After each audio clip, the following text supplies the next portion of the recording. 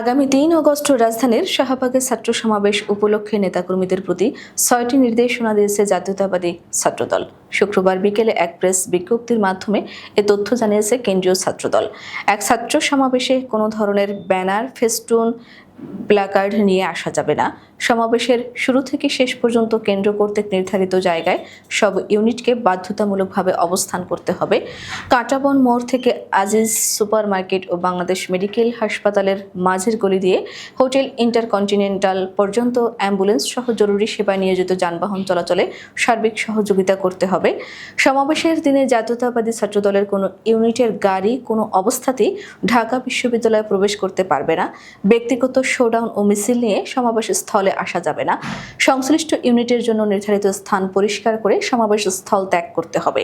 বিজ্ঞপ্তিতে আরও বলা হয়, বাংলাদেশ জাতীয়তাবাদী ছাত্রদলের সভাপতি রাকিবুল ইসলাম রাকিব ও সাধারণ সম্পাদক নাসির উদ্দিন নাসির আজ এই নির্দেশনা প্রদান করেন।